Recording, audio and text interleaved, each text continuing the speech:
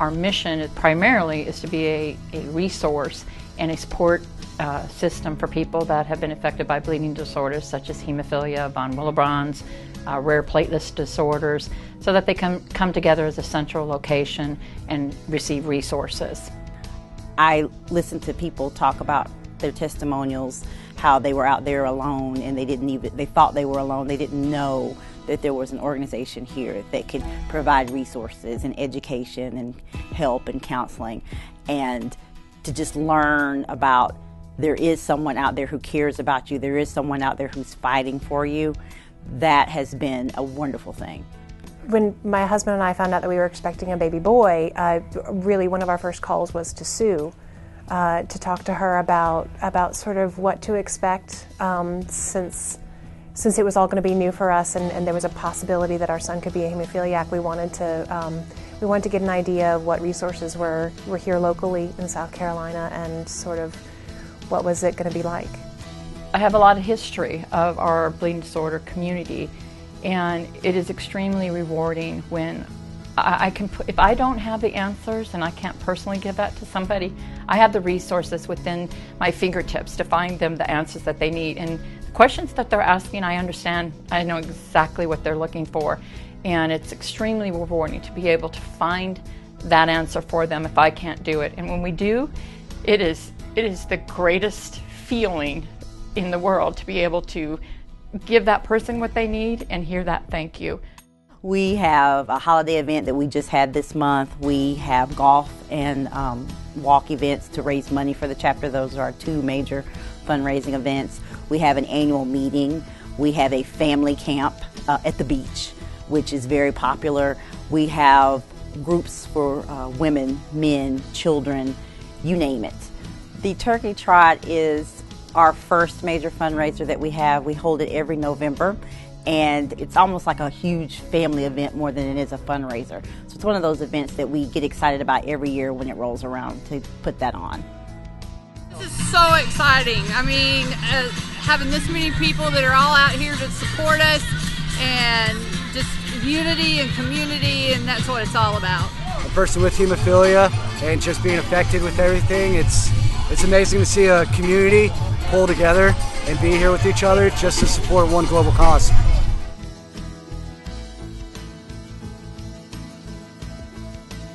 It's not important, it's vital. They're a nonprofit, and pretty much all their funding, or majority of their funding, is based on donations.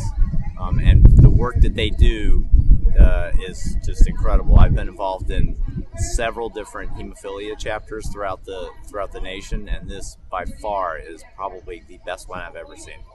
Without the Hemophilia of South Carolina, they advocate for us. When I started out with Eli, when he was born, I knew very little about what my options were of being a mom of a son with hemophilia.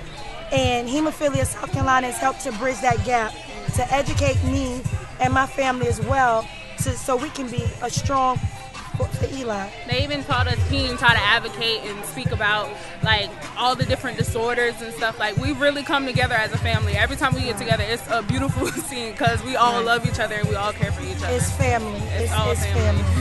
I feel like I've achieved some confidence in myself because I'm able to educate more people on von Willebrand's and just hemophilia in general, and it's really helped out my community and my community members who don't know of the disorders, and I really hope to continue that.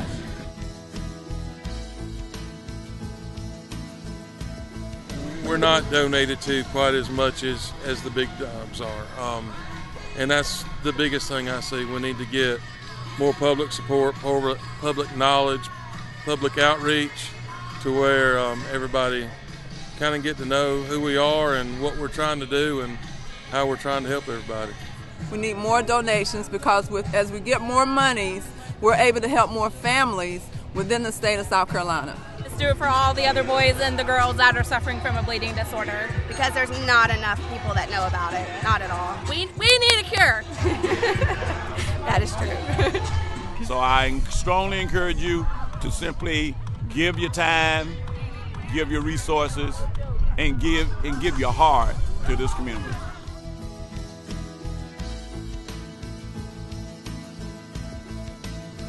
I used to say it was the worst thing in the world you could have.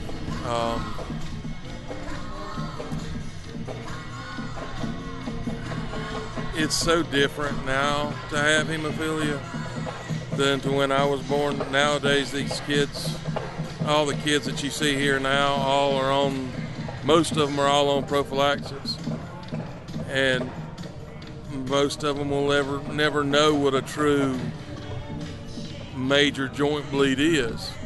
To me, it's a lifelong disorder. It's constantly worrying about your child, it's constantly doing medicine, and the best thing about it is getting with other families that are going through the same thing that you're going through. But to me, it's actually something that's given me a little more insight on the world, a little more drive to actually succeed as a normal person in the community. Oh yeah, everything's manageable. Everything's manageable. You just got to take your medicine, make sure you stay on top of it, and we exercise a lot. Just make sure our bodies are in good shape, and it makes living with hemophilia easier. So.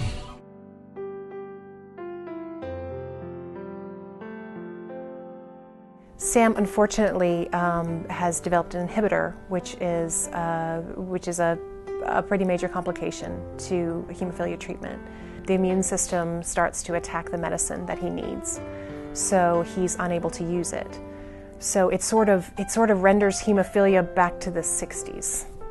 In order to, what I think is conquer a bleeding disorder, families have got to have resources, and our doctors are fabulous in working to help the treatment plan, but it's the daily life. How do you deal with that in school? How do you tell your friends? How do you leave your child with the babysitters? How do you go to work?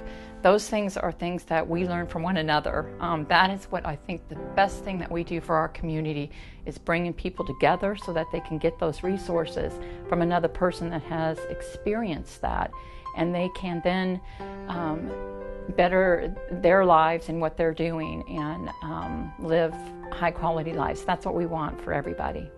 Right now, there are just so many really exciting developments happening in research. And so from all different avenues, it's amazing. And so we're very hopeful that Sam will, that some of these will work for Sam, that he'll be able to have a normal quality of life.